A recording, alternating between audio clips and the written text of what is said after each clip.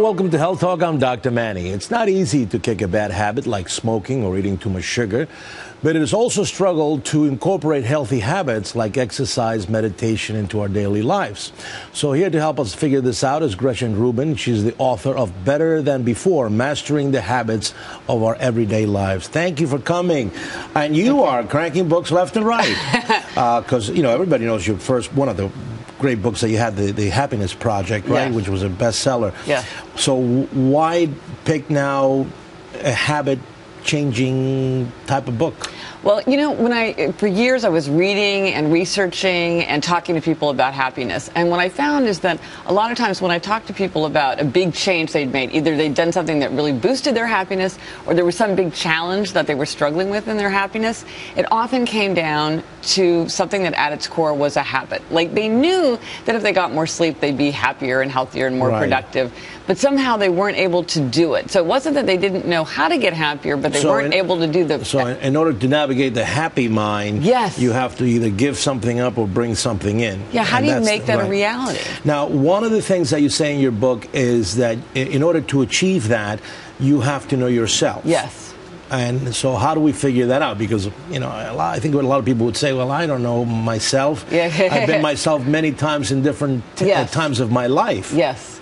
Well, I think a lot of times when we read about habits, we think like, oh, well, this is what Steve Jobs does, or this is what Jane Austen did, or this is what worked really well for my sister. Or you read an expert who says, do it first thing in the morning, or start small, or whatever it is. But you really have to know what works for you. And if you're a night person, well, getting up early to go for a run is not going to work for you. It's just not true to who you are.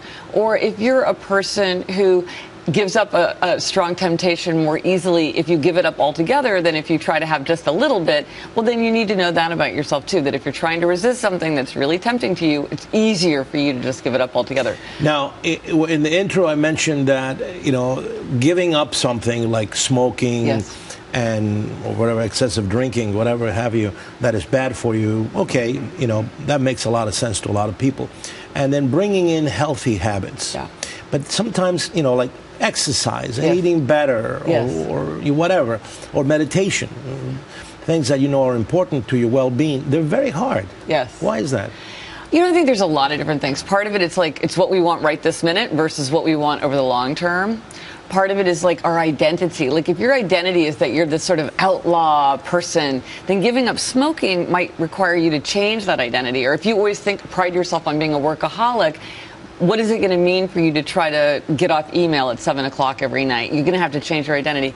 And then also part of it is that we are so good at coming up with justifications. Like on the spur of the moment, we can generate so many good excuses for why just right now generally we're going to keep our good habit, but not right this minute because there's some special... You postpone it. You come up with an excuse in the moment. Down the road. Yes. Now, let's go over some ideas as a way to change habits. Yes. You have several, like yes, pairing, for instance. Pairing, very simple, very effective. And that's the two things always go together. If you want to watch reality TV, you're going to be on the treadmill. You only do those two things together. It's not a reward. It's just that you only do them together. When I was in college, I had a rule that I could only shower on a day that I exercised. So, at a certain point, you're like, you got to exercise and take a shower. Yeah. Now, the other one is abstaining. So abstaining is that for some people dealing with a strong temptation, it's easier to have nothing. It's easy. My sister's kryptonite is French fries. It's easier for her to have no French fries than a few French fries. Or like a lot of people, Candy Crush or some kind of technology. They can't do it for 10 minutes. Yeah, for me, it's a glass of wine. I can't just have one. Well, a friend of mine said I can have no wine or I can have 4 glasses of wine. No one glass of wine. So, but for some people, they do better when they have it a little bit. So you have to know yourself what works for you. Monitoring? This is like a magical thing. If we pay attention to how much we do something, even if we're not consciously trying to change our behavior, we tend to change it even without realizing it. How do we do that? Through, let's say, a diary? A food journal works really, really well for people who are trying to eat more healthfully. A lot of these trackers now, they keep track of your steps, or like you go to a gym where they keep count of how many times you go to the gym, so at the end of the year you know. Any kind of attempt to monitor. Convenience. We are so influenced by just how easy it is to do something. So if there's something that you want yourself to do, make it as easy as possible. And if there's something you don't want yourself to do, make it as inconvenient as possible. Even for things like when they look at how much food people take from a salad bar, if there's tongs, people take less than if there's a spoon. So just sheer convenience makes a huge difference. I like that. Make it hard. Make it hard to do wrong. And then safeguards.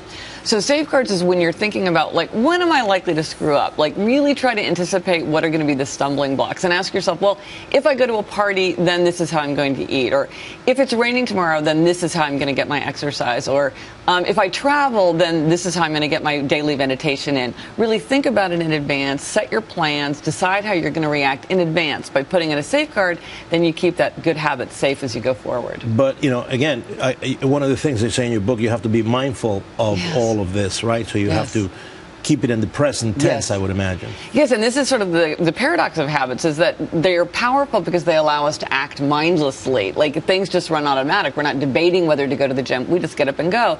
But we have to mindfully shape those habits. So it's mindfully, then mindlessly. So, but first you have to think about, what do I want those habits to be? How am I going to create those habits? How am I going to keep them strong? And of course, all of that is in this great new book that she has, which is available everywhere. Yes. And where can people get more information? I have a website, GretchenRubin.com, where there's a ton of information about habits and the strategies you can use. And in the resources section, there's all kinds of downloads and sheets to help people figure out. And how to be happy, too. And how to be happy, too. Which is the core of everything. Giving up the bad habits, bring in the good habits, be happy. It's all to be happy. And that's it. All right. Well, thank you so much for being here. Thank you. And if you have any health questions, you can send them here at Fox at drmanny@foxnews.com. Until next time, I'm Dr. Manny.